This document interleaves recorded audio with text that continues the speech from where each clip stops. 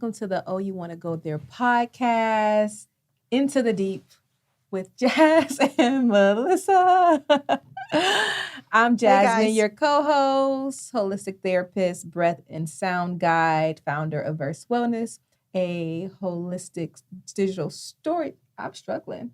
No? That's okay. Sometimes we struggle. It's fine. A digital storytelling platform that centers the holistic well-being and stories of Black women and girls. There you go. Melissa Wainwright, transformational coach, and founder of Creative Me, an umbrella for all things creative. Yes. You are literally a creative genius, in my opinion. There's nothing you can't do. I feel like I didn't get that from you necessarily. But you did. In a different kind of way. In a different capacity. My creativity lives very differently than the way that you create, but there's literally nothing that you can do. Okay, so for today, we're going to start off with a little story time. You ready for a story time? Story. Let's go. We're going to call this story time Heartbreak Hotel. Because it's about maybe my first heartbreak. Yeah. My first real heartbreak and what that meant for me. So I just want to set the picture for you all. This was the year 2013. I was living in New York City. And it was a friend's birthday weekend, so we was about to be hot on the town. And so she had this real cute blue dress. She let me borrow it. And I put this blue dress on, and we went to the club. And typically, when we go to the club, back in the day, my friends used to always send me to the front of the line to kind of finesse and get our way into the club without having to wait on the line. Like, that was my job. I would be the person who had to go and kind of bat my eyes and say, there's 3 of us. And so we tried it that day, but the bouncer was like, you got to wait in line. So we was like, dang, we got to wait in line. Didn't work. It didn't work. And so we were in line and we were waiting for the guy that we knew who threw the party to come and just like let us in. But while we were waiting, there was this guy behind us who was kind of disappointed because his football team had lost.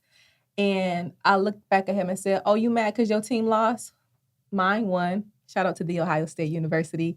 And IO, and that was that. So we went into the party, had a blast, literally had a time of like getting our lives the entire night. It was literally so much fun. And towards the end of the night, this guy approaches me. It was the guy from the line, and he says, I was looking for you all night. Now, I don't know about you, but I had a little like, you was looking for me the whole night? I was like, oh, well, baby, you found me. What's up? And so, like, I realized, like, he was actually really, really handsome. And he was like, let me buy you a drink. The club was closing, so we got a drink. And he was like, but can I take you out? I said, yes. Finals week is happening right now. I was in graduate school. But as soon as I finished that last final, it's me and you. We can go out, whatever the case may be. And so we started texting. I was working through my finals. We went out and had our first date maybe 2 or 3 days later. I remember this so vividly because it was the day after Beyonce dropped her surprise album. And so I was vibing out to that album as I was getting ready for our date.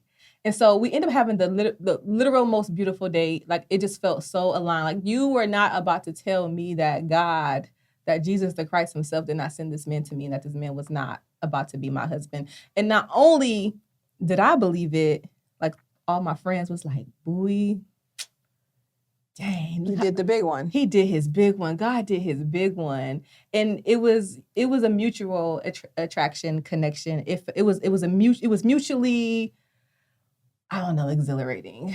I don't know. It's just like sometimes you just meet people and you were just in sync. You're just in sync. Yeah. Mm-hmm. And so it went from that one date to just spending like every day together over like a 2.5 week period of time.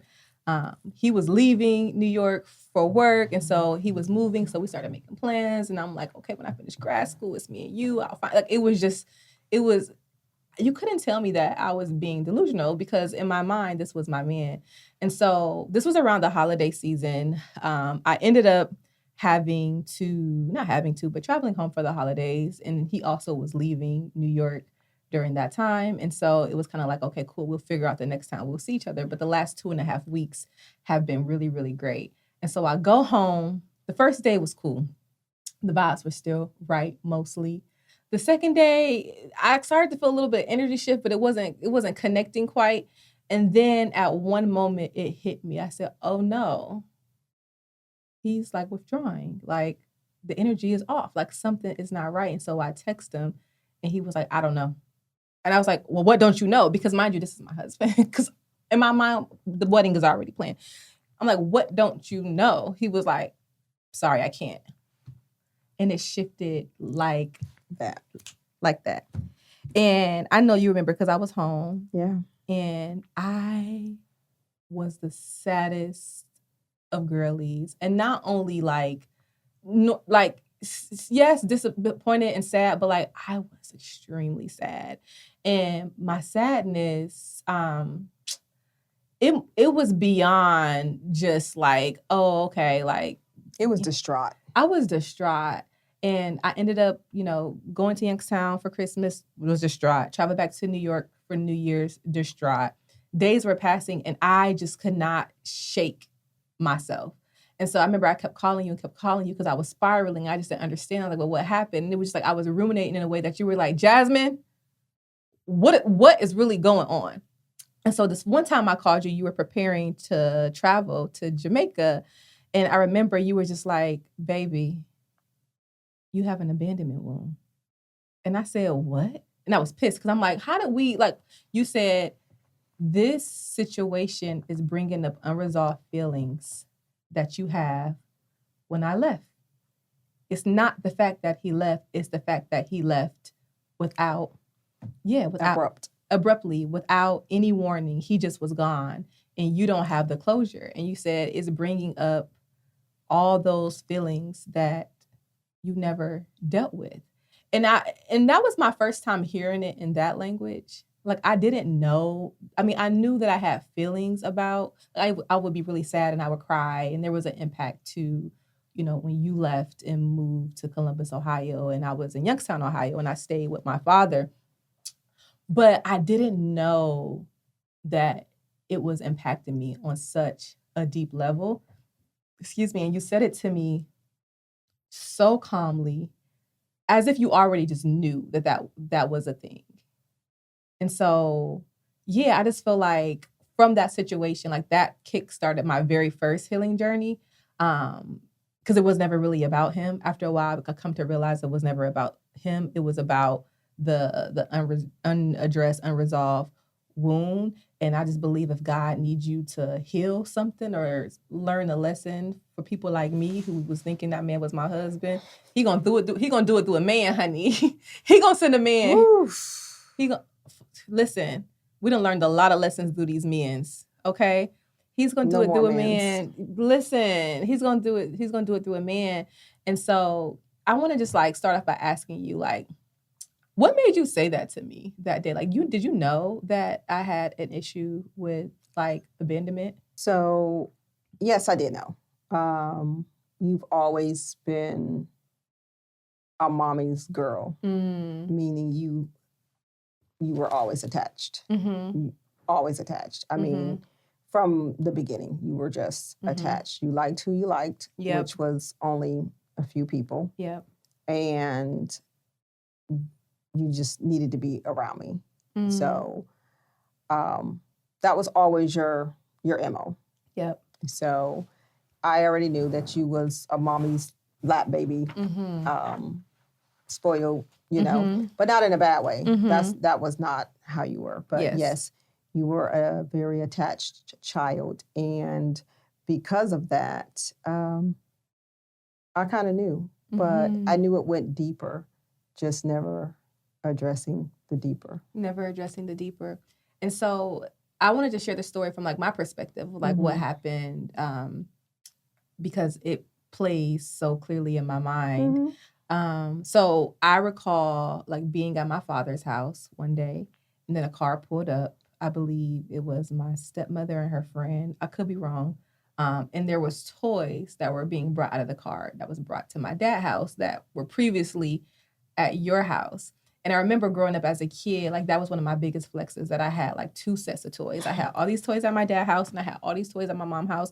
And I would go back to my dad's house and tell my sisters, and I got a unicorn at my mom. Kids like to flex about like the stupidest things. And I don't know what it is about this unicorn, but when I saw that unicorn come out of the car, I was like, that unicorn is not supposed to be here.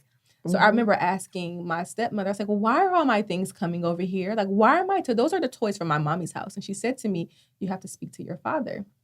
And so I remember my father coming in, and I was sitting on a cooler in the hallway that was connected to the kitchen.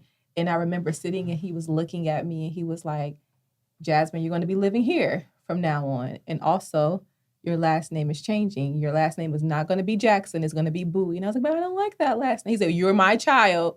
You're going to have my name. It's Bowie. And then I was just like, okay. And that was all I remember. I don't remember a conversation with you about you planning to move or leave. You didn't have one with me. I don't remember anyone explaining to me why or how. I just knew that eventually I knew you were in Columbus, Ohio, which felt really, really far as a young kid. And yeah, there was like definite impacts to that severing of that going from really attached to you and then not being able to have the access to you like I was used to having. Like I remember floating between both houses, and that felt fine because I was comfortable in both places. Spent a lot of time at my dad's house and my grandparents' house, and also a lot of time with you. And so, yeah, but my adulthood mind understand that nothing is just what it appears to be, that there is context and there's layers. And so I would love for you to share a little bit about like what was going on at that time when you made the decision to move to Columbus, Ohio. When I made that decision to move, you were 4, so that was like 93-ish, right? So that was the summer of 93. That was actually right after I moved in June. And that was right after I had lost a set of twins. So in March, I had given birth to a set of boy twins that did not make it. And I was jacked up. I was emotionally, spiritually, mentally not available. Yeah. And my one friend said, come to Columbus. You just need a new start. Come see if you like it. You can come stay. Just come see if you need a new start. And I was like, why not? Yeah. Everything else was failing. I just felt I mean, I don't want to depleted. glaze over that, like losing a set of twins and also having already lost a child. Like, so like, that was like, at that point, that's 3 losses. Correct. So I said, okay. And I went. And because the relationship with me and the dad was null and void at that point, we weren't together. I went and I was like, okay, I could do this. So I went to your dad and I asked him to keep you for a few months until I could go to Columbus, get settled, secure a job, and get you enrolled in school. Because you weren't in kindergarten yet, you were 4. And that's how I left it. He was like, absolutely, I get it. Do what you need to do to be better. So that was the agreement. He said he would talk to you. Because I know how you are with me, I did not have the conversation. Oh, wow. So you intentionally... Yes, because I knew that it would be way too hard for me to, leave you for a period of time and for you to see me leave for a period of time. So I felt like if you didn't see me leaving, not knowing that the toys would trigger you to like, hey, something's not, these are my home toys. Yeah. So, kids have a funny way of making connections around places and what belongs in what places. And okay, so that was a lot. You lost the twins. You were in an emotionally just bankrupt position, grieving the trauma, birthing babies and having already given one away. And so you went to Columbus, Ohio for a new start. And so I stayed with my father. And so you said something that I'm picking up what you putting down. You had a conversation with my father about me being able to come for a period of time while you get yourself together. But that also was not my experience. Like I ended up living with him full time, well into what, 12? Yeah, your sixth 12. grade year. My 6th grade year. Yep. Yeah. And so how did that decision come about? That was never my decision. Mm. That decision was forced upon me. Pretty much by the time I said that I'm ready to get you, it was like, no. The courts have said basically you've abandoned her, and they gave me custody, and she's full-time mine now. And I was like, what? That's not how that went down. So that was that conversation. And because, I mean, at the end of the day, your dad was an amazing dad. Yeah. Is an amazing dad. He really is. Always have been. We didn't fuss. We didn't fight. You had an amazing bonus mom. We got along. There was no ever issues.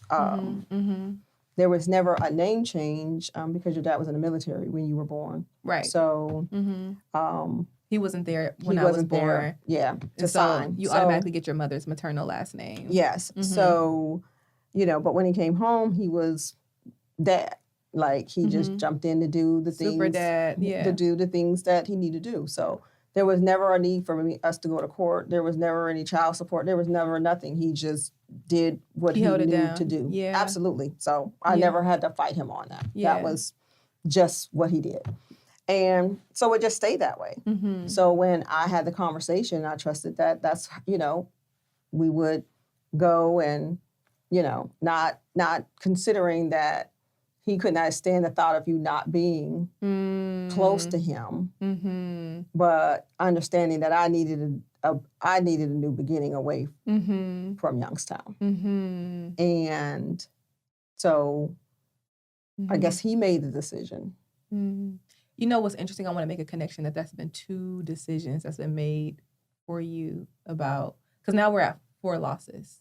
Yeah, don't get me twisted, I was very, very, very angry. I just held that anger. And there were several times that I tried to convince your dad to give you back to me because essentially it was a loss, and it was another level of embarrassment. It was another level of something being taken from me. Maybe speak to the embarrassment. What part of? Against my will, because, I mean, history is repeating itself. Yeah. History is repeating itself, history in the form of Kevin. In history, I lose the twins. They're gone, not by, just being born too early and not surviving, right? Yeah. And then shortly after that, I'm already a hot mess. Now I'm losing you. Yeah. That's a lot. I remember the first time I came to visit you in Columbus. At least it was the first time that I could recall. I remember we baked chocolate chip cookies. We watched Hocus Pocus. I remember you had a waterbed. I remember, like, Columbus just felt so far. And I remember driving up here and the street lights specifically. Like, I was just mesmerized. Yeah, like it was all just etched into the memory. Etched into my mind. But I remember when I had to leave, and I was just like, what? I don't think that ever, like, really resonated with me. And then that became the pattern, right? I would come and I would visit you, and when it would be time to leave, it would be a complete breakdown. So much so, even my big grown self now, today, no, seriously, like, when you leave, I usually start mourning like a day or 2 before I start to go in the bathroom and cry silently. So you're not, like, triggered and then you're crying. And we've had plenty of times where we have been just 2 big crybabies because we have to be separated from each other. And so I only say that to say, like, the impact of that moment, like, it still shows up for me. And, like, it's weird to even say this, but, like, I even grieve the thought of ever having to lose you. And you're like, like, because it's just like, that just feels like I've lost you for so many years already. It's like a second grieving. Yeah. And I know you want to think like that because like, you know, but I can understand that because honestly, you know, I felt that way about my own father in his passing. I felt like that was me grieving him another time after divorce. Because you already had to grieve the absence of him, the loss of him. Absolutely. And then in finality, you know. Yeah, and God willing, we have plenty more years to Absolutely. do this life God thing together. Because we all got to go. Yeah, but we're speaking that. But I guess the point is, yeah, like there was reverberation felt from that I still feel like to this day when it comes to like a break in that like maternal bond. And for so many years, the narrative, like this is like a newer story for me. Like you've never told me this story. No, I held this. Yes. Because what I didn't want to do is interrupt your life anymore or try to influence you or pitch you against your dad.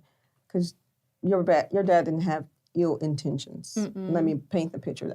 I do not wholeheartedly believe there was ill intentions, not his character. He's just a family man and he likes to keep... Not his nature. Like my dad begs me to come home to Youngstown, Ohio to this day. And tell me he will create a space for me, a bed for me. He probably pay my bills if I ask him to. Like he loves... If he could house you all in one room. If he could house us all under one roof, like that will be just all the joy that he needs. Like that he's just that kind of man. And so I agree with you. While I don't think it was like ill intentions, I just never knew. Like I always was holding this idea that one day all my toys from my mommy's house went to my daddy's house and I was made to stay and told that my last name was changing and that I would be living there moving forward. And I never knew, like, I knew you left because I was aware of the twins. I named one of the twins. I was really excited about them. You did. So that was a loss that I also remember feeling. Yeah. But again, I'm a kid. I didn't understand like that was the reason why you had to leave. It's just like she just left. And so I think for so many years, I've looked at you through the lens of, mother, I love her. She's my best friend. And also she left me.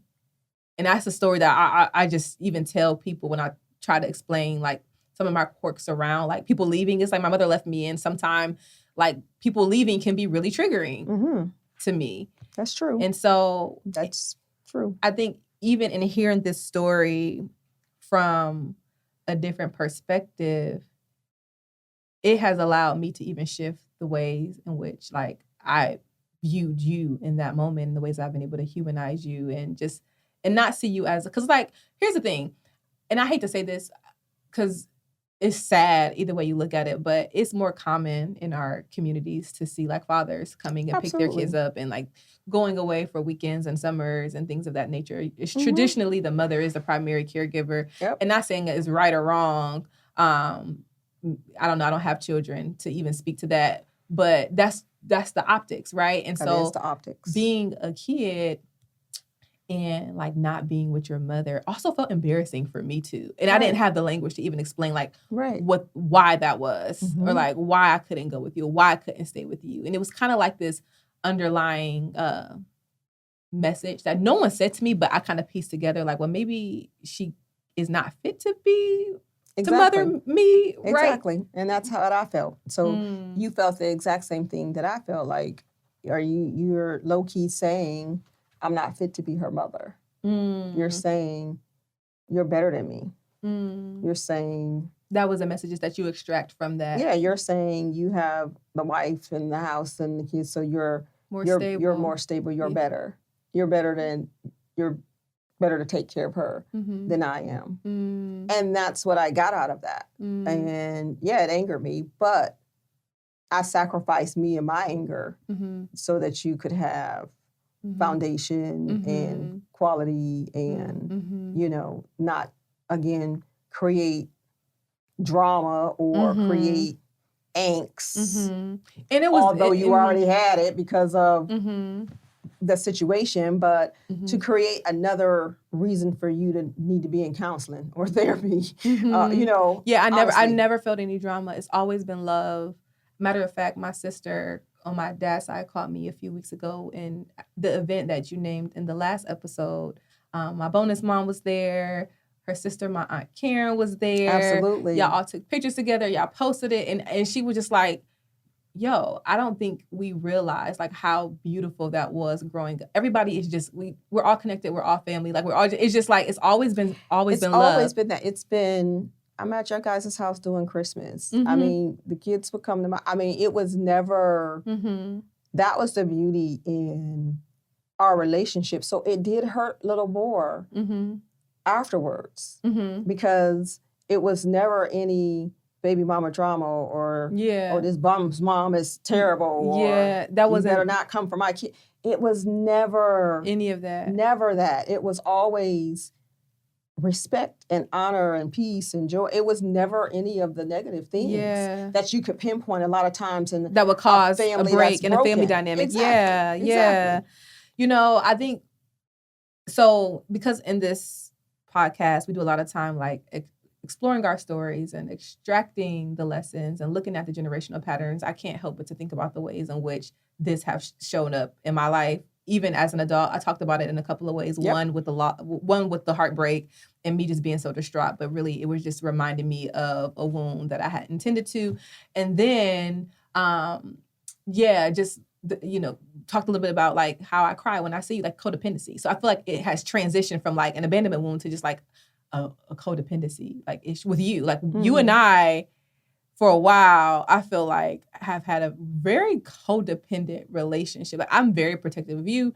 You're very protective of me. Like I ride for you. You ride for me. It's like if you hit a hard time, I'm like, say less, sis. I'll move in and I'll help you pay your bills. Like I got you. And you, if I hit a hard time, I'm coming. Like as a mother should. But I feel like there has been like a level of codependency in our relationship that I'm not gonna say it was unhealthy, but it's just like an attachment that I have to you. But it felt like I owed you. Yeah. From times past, it felt like I owed you, and I felt like I had to ride for you because I felt like the men's in your life wasn't riding for you the way that. So it just was like we had different vantage points of it, but you felt like you owed me. I did. I felt like I owed you from times past. You never said that to me before. I know. Do you feel like you tried to do things to make up for it, like over? Absolutely. Yeah. Yeah. In what way? I feel like I still do it. Yeah. Yeah, I feel like, because that gap of time was sensitive. Yeah. It was sensitive. Yeah. Yeah. Well, you don't owe me. Okay. Because you've been the most phenomenal mother to me. Like, and I really can't tell you enough. But I'm not a mother, and I don't understand. I can only imagine what it would feel like with the amount of loss that you've already had, and then I'm crying to you like, why? And it's just like, but that's your position, and that's your take, and that's the beauty in us being on this road of recovery together is because there's definitely things that I didn't know and things that you didn't know. There's definitely things that we held close to our chest and didn't divulge to one another because they were sensitive and because the funny part is because we thought we were protecting one another. Well, I'm not going to, I'm going to hold this and I'm going to be this way because I'm trying to protect her, but did it. The opposite. Well, not necessarily the opposite, but it had its own. It still had its own impact. It really didn't protect you because you were still hurting in another way. So, in my mind, it's like, okay, the older they get, the more I can try to make up for, past grievances or subsequently it don't work that way. Do you know that you're a good mother? I do. Did you always believe you were a good mother? I always believed I was a good mother, yeah. I just want to tell, I know I tell you often, but Y'all do. My kids tell me often. We Shout out to Brooke. She just told me the other day. like we ride so hard for you. Absolutely. Like anytime I hear a song and they say something about getting it from their mama or like whatever, like it's all about their mama. I got that, whatever. I insert your name and I sing it loud and proud. Like I could not be more proud to be mothered by you. Yeah, I definitely the same way about my mama. Mm-hmm. Yeah, mm-hmm. Phyllis held it down. Mm-hmm. You know. And I think that's also just amazing because it goes to show like you don't have to be a perfect parent to be a good parent, to be, you don't have to be a perfect parent for your child to see you, to love you, to need you, to feel you. Because I know a lot of people feel a lot of pressure about showing up for their children and being I don't feel like I'm doing a good job. Exactly. I think we all have those moments where we know that we're not doing a good job. But sometimes because we don't have candid conversation and open conversation with our children, we don't know that they really do think that we are doing a good job. You're doing a great job. Yeah. That, you know what, I'm grateful for the parent that I have. Yes. Or even though it's been rough and rocky, I wouldn't want to trade them. I wouldn't want a different one, you know. And this is not to say that there are some toxic traits out there for parents and children in no way, shape, or form. Should, you know, you sacrifice your peace, happiness, and love for toxicity. Yep. But you can definitely find help for those things and learn to manage them in a healthy way, in a way that suits your life, that you're able to move forward healthy. Because sometimes your parents can't go with you, and that's just the reality of it. You have to understand that the wound is just too deep, and and they're not willing to do the work to address it, and sometimes they just cannot come with you on your journey. And sometimes your best is living an amazing life, moving forward, even with them not in the picture. You don't know that sometimes I still do something for them, like that you didn't turn out like me, or you didn't let my ruin you, and that's you know. You were my kids were my trophies. I will say it until the end. They're my trophies. They're the best thing that I've ever done. All of them. Oh God. I'm gonna cry. All of them. Ooh. Sorry, y'all. This emotional one. No need to apologize. I usually don't get this emotional. You don't cry. The thing about the her, thing about me is I don't cry. She don't cry. She's so, and I understand why you are that way. Like you're not hard. I wouldn't describe you as hard, but you are not emotional.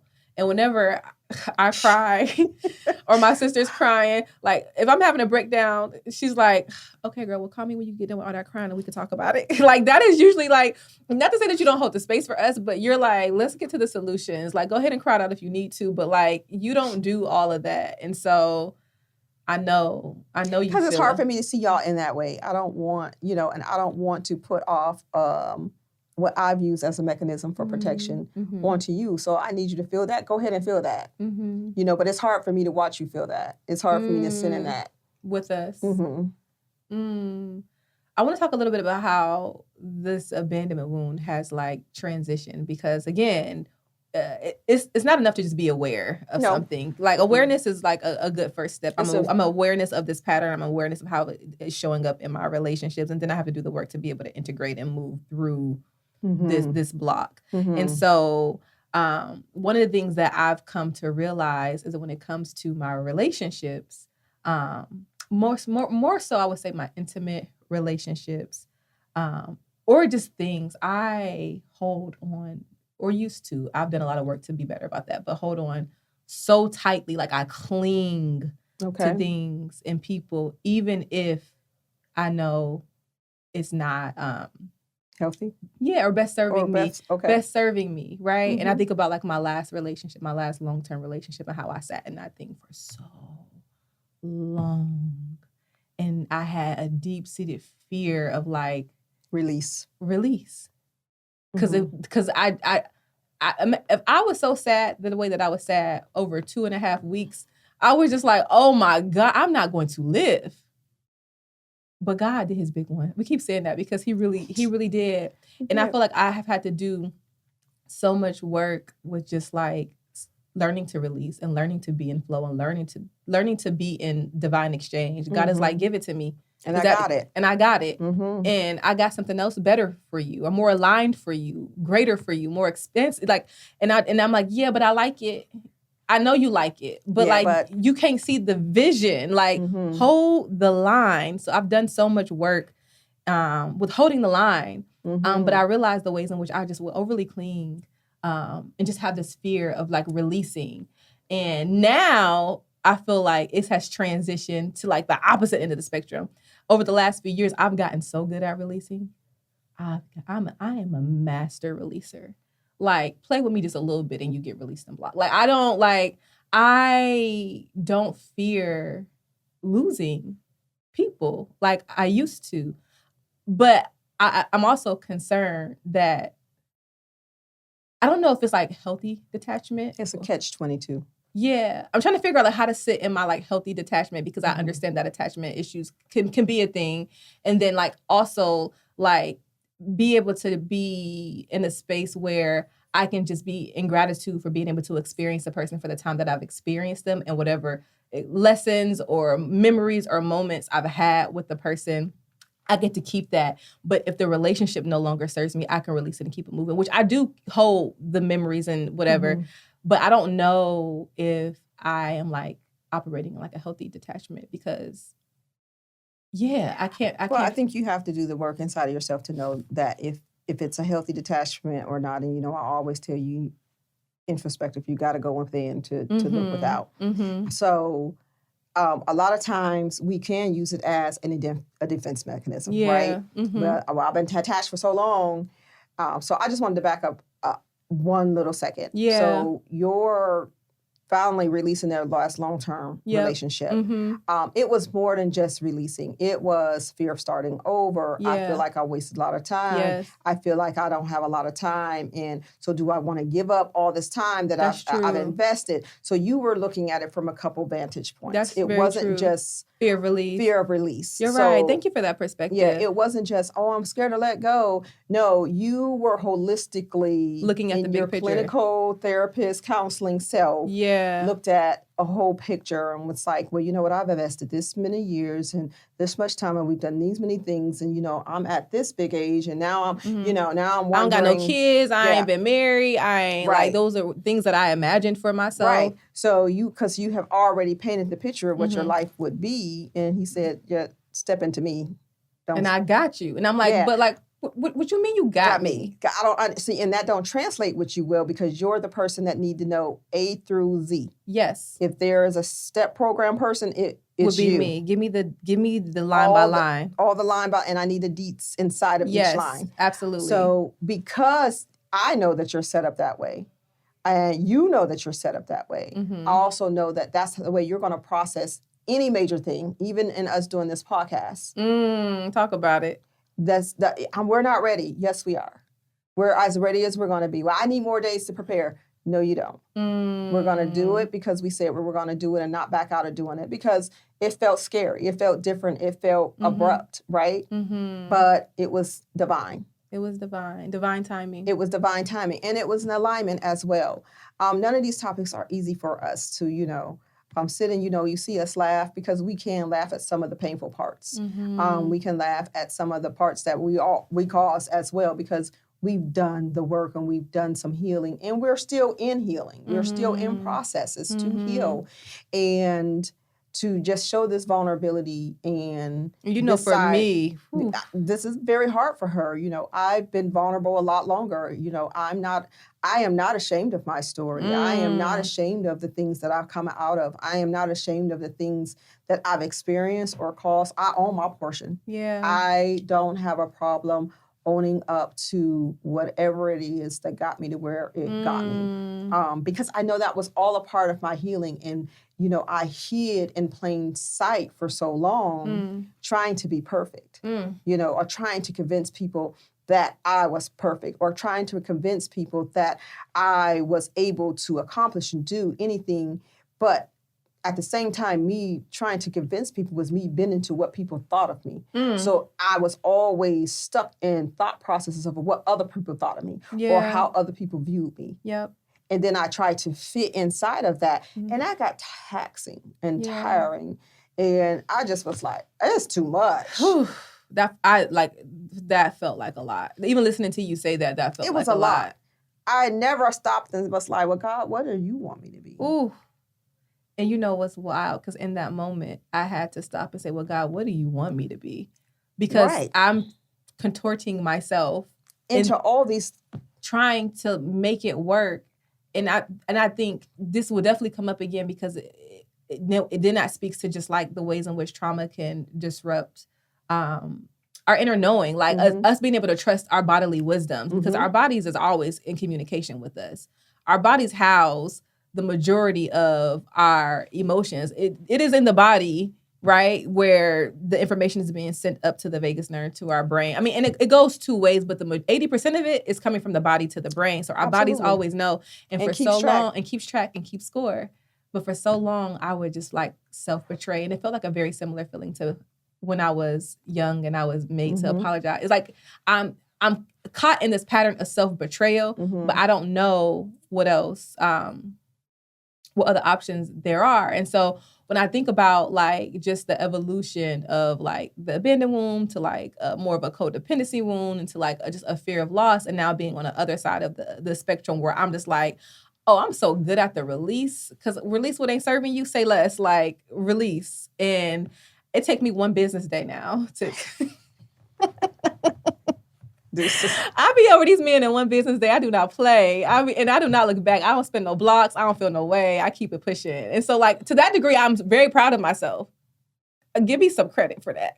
Yeah. I think that is a testament to the work. But I think the point that I'm trying to make is I need to learn when you do need to be in the process and do the work. And it's not necessarily because sometimes release. There's the process, and sometimes there's no perfect thing, which, you know, I've told you, there's no perfect thing. Yeah. You know, God himself, that's it. Other than that, we are striving. Yeah. Right? And there's no perfect relationship. There's no perfect parental relationship. There's no perfect spousal relationship. There's no perfect relationships. All relationships take work and investment. But you do have to know there is something in us. There's an awareness that we know when it ain't right. And a lot of times we will deflect. A lot of times we will resolve within ourselves. I can make it work. Or if I just become this, or if this, that, or the other, we make excuses for the, and that unctioning is innately in us. And it's, you know, the spirit that's like, no, baby, no. It's that awareness, and we have to be intentional to tap in and not second guess, but because of human nature. Yeah, we do often. Let me ask you this though, like how do you practice healthy detachment, or do you practice healthy detachment? I do. Is it healthy? Yes, I do, because I go within first. And I do the self-assessment. And I make sure that I can step outside of me and be honest with me and own my portion and make sure that I'm blameless. And not blameless to the place where I'm saying pointing fingers as being blameless. But blameless in, you know, have I caused harm? Have I caused pain? Okay. Have I been a tribute to whatever this situation may be? I look within to take accountability for me. Wait, press pause, because what I want to say is, y'all should probably write that down. If you're struggling with how to take accountability, I feel like you just provided us with the most perfect rubric of, because I'm taking that too, and I do that. I do that, but there's a part of me when I go with it, and I'm like, well, I ain't did nothing, so you know. But like, but that's the healthy part. Okay, because when I can say, I have learned when I have not caused this thing, and these actions or emotions can't be about me, because in the past I made it all about me. Oh, that's my fault. I feel you on that one. Or internalizing everything. Oh, they mad at me. What did I do? Yes. And I am Yes. obsessed. Same. It is taken Same. over my day. Same. It has taken over all Yes. my brain space, my emotional space, my Mhm. spirit. Everything is rooted around, oh, I did that. But and now I'm walking on eggshells, Correct. trying to correct. Correct. Right? Yes. Things that I had no control over. Nothing to do with you. Nothing to do with me. So now, once I learned Mhm. how to separate, Mhm. oh, that wasn't me. That wasn't me. And I know how to be like, that wasn't me. And what was me, I also know how to apologize for. Ooh. What was me, I know how to take accountability for. Yes. And it don't feel good, and it might not be right away. I ain't saying I'm perfect, because sometimes I'll sit on that thing high-minded, prideful. Oh, I ain't saying that's pride. That's high mind. Mm-hmm. No. So sometimes you just got to just spit it out and get it off you. You feel better. Yeah. But when it's not me, I've learned to release. Like, that's not me. I didn't cause this action. Wow. And whatever it is, let me help you bring it to light. But what you won't do is lay it on my shoulders and make me think that it's my problem. I won't do that no more. You won't do that. I don't own things that I didn't cause. It's not my business. It's not my business. You know, wait a minute. Because I say that a lot. And I tell my friends that too. I'm like, well, my mama said it ain't my business. And they're like, I love the fact that, because a lot of things are not our business. It's not my business. It's not my business. I say that often now too. I'm like, that's not my business. Like, it's not my unless business. it is my business. Unless it is my business, it's not my business. It's not my business. Have a good day. Be blessed. Amen. Amen. Can I ask you what are you currently working on in this season of your life? Like, intentionality, being intentional in my relationships, being present, very present in my relationships, honing in on the thing that God is really calling me to. This is a real different season in my life. Yes. Like, this is the most probably relaxed, laid back, I love this unhinged that I've been. Are you in your soft girl era? I am in my soft girl era. You in your soft girl era? I am. You've arrived. I am. I can be by myself and enjoy my own time. Yes. I can be amongst others and enjoy myself just the same, if not more. You know, I can laugh it up. I can pray it up. I can do all these things and try not to take on the care of the world. Now, when I say that, that doesn't mean I'm without issues. Yes. They are always present. And it doesn't mean that I am not without cares of the people that mean the most to me. That means, actually, it gives me more energy to focus on those relationships. You know, focus on my friends that are going through, being able to pray for them and being able to be intentional to try to be present and helping, you know, with them. Because you took care of you first.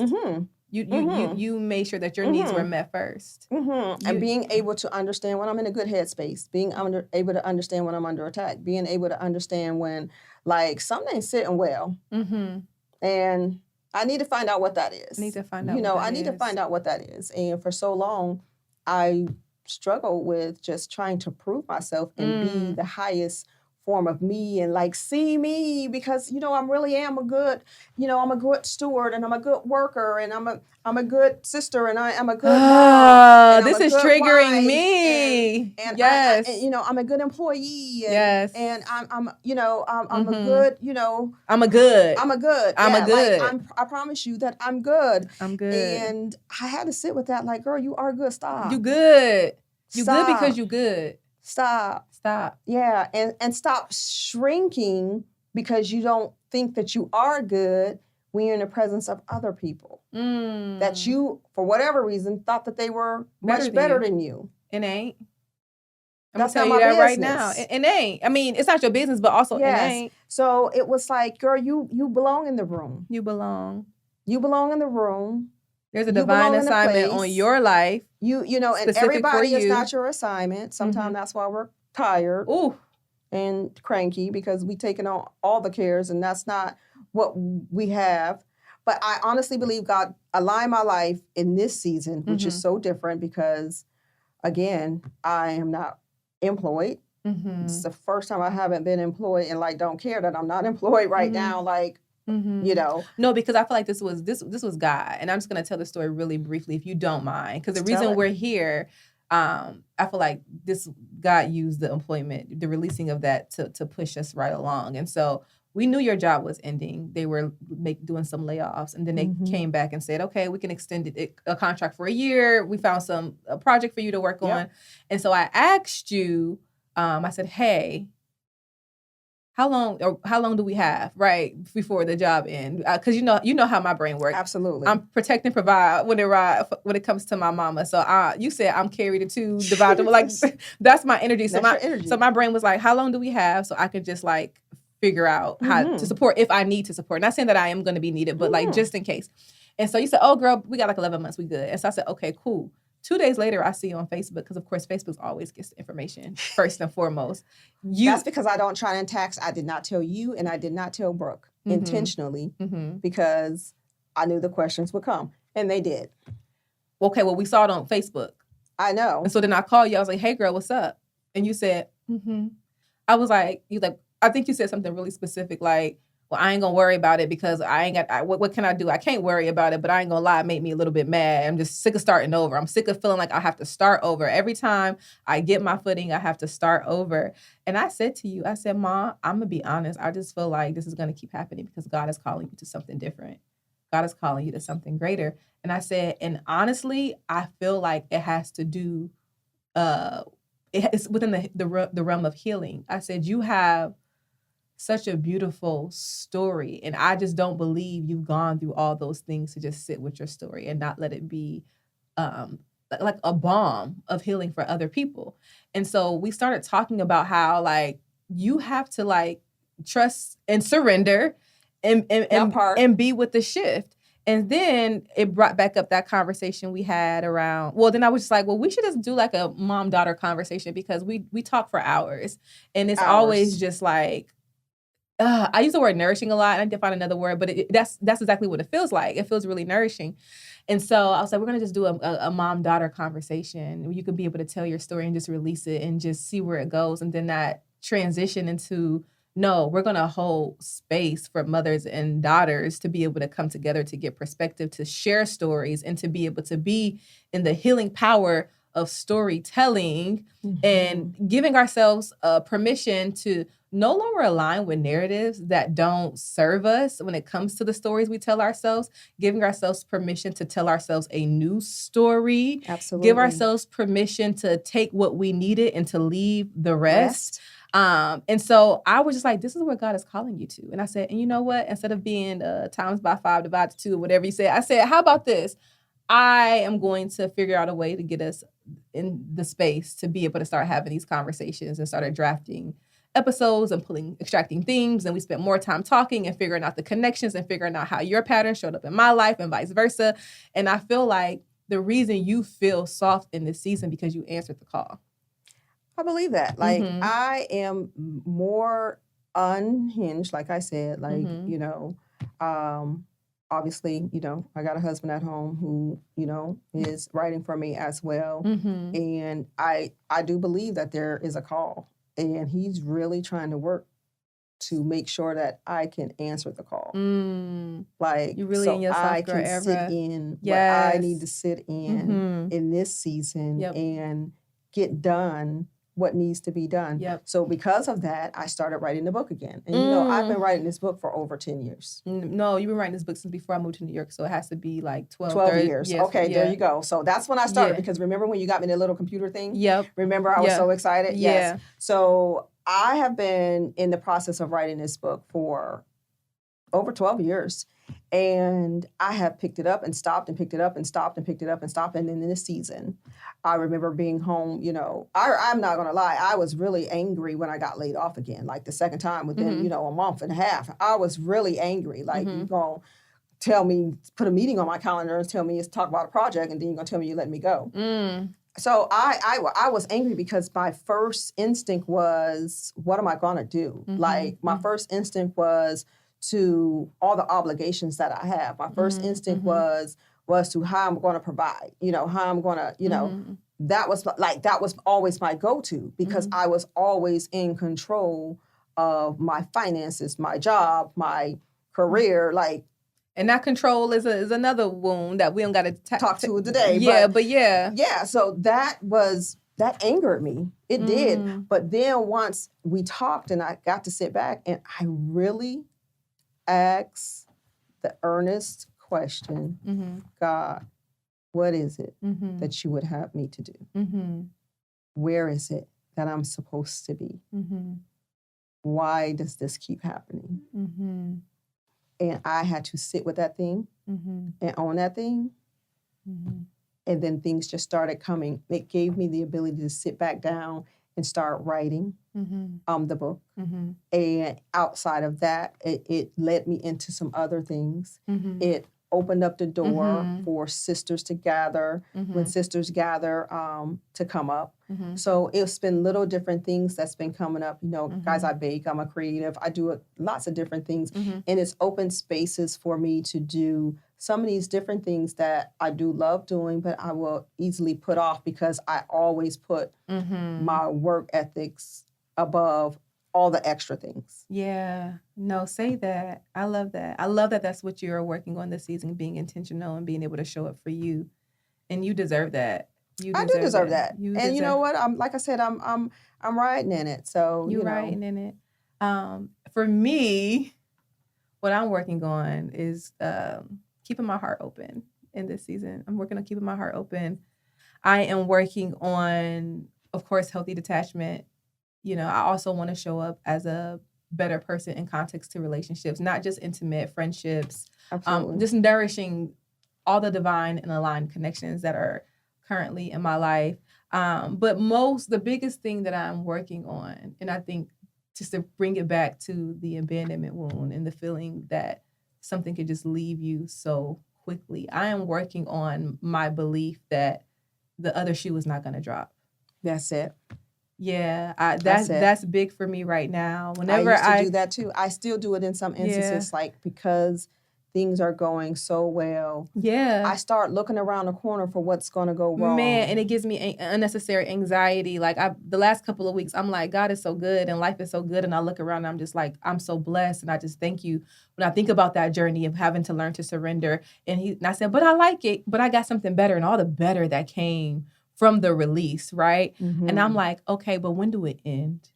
Right. You know, because, and he tells us there is no good thing I will hold from you. You know, for those that, you know, love me and live upright, there's no good thing. There's no good thing. So, you know, we have an expected end to the good thing. And he's like, I don't do that. That's not how I work. I don't do that. That doesn't mean that doesn't eliminate troubles. That doesn't eliminate bumps in the road. That doesn't eliminate these highs and lows, but they are working for something. And we have to trust the process. We have to trust the process. Learning to trust the process. Learning to trust the process.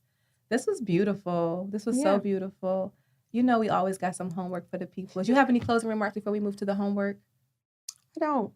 Be honest with yourself. Yeah, I do. Be honest with yourselves. You know, do the work.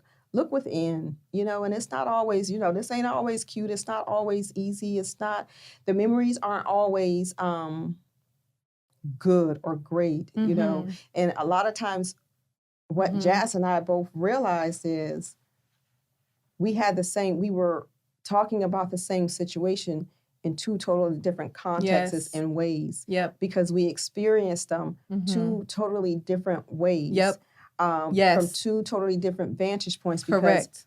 At the time that they happened, we both have fragmented information. Yes.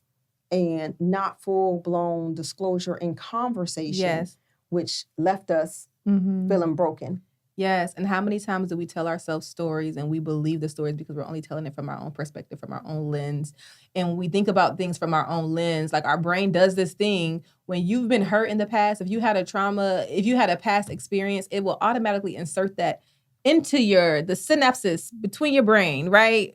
So that you don't have to do the work to like filter it out and figure out what it is. It's like a quick assessment. It's like, oh, this feels familiar. Yep. This is and it's like, no, baby, press pause and spend some time exploring that story. Spend some time extracting and not just ruminating, but like find it, be it therapy, be it journaling, be it a safe space via a person, but spend some time like really mulling over the stories that you tell yourself and asking yourself, like, if I continue to tell myself this story, like, how is this serving me? How is this hindering me? And what can be released from this? And if it can't be released, then cool, you keep it, right? You keep it. You keep it. And you learn to function inside of it. And you learn to function inside of it. Yeah. A healthy functioning inside of, because some of the things are true. All of the information that I gave, all of the things that happened were true. Mm-hmm. It just wasn't whole. It just weren't whole. It wasn't right? a whole picture. So it's like, and you have to sit in that. You have to sit in that, because I do take responsibility for assuming that my 4-year-old wouldn't understand, but not thinking that you would put 2 and 2 together and paint a picture that now stuck with you and caused you anxiety. And has impacted so many levels of relationship and the way that I show up and move through life. Whew. All right. So homework for this week, or the reflection for this week, is we invite you to get clear about what story or stories you've been telling yourself about yourself. Where is the truth? What can be redefined? What part of the story can you release because it's no longer fitting to where you are trying to go? That is the reflection. Journal it out, talk it out, cry it out, feel it out, pray it out, twerk it out. Do what you got to do. Do what you got to do. To get it out. To get it out. If it doesn't serve you, release it. Release. Beautiful, beautiful, beautiful. Thank you so much for spending yet another episode with us. As always, we invite you to like, subscribe, share, to rate and review, streaming on all platforms where you can receive podcasts. So share with a friend, and follow us at Versed Wellness. Follow us at Simply Jasmine B, and at Create in Me. Until next time, lots of love. Bye.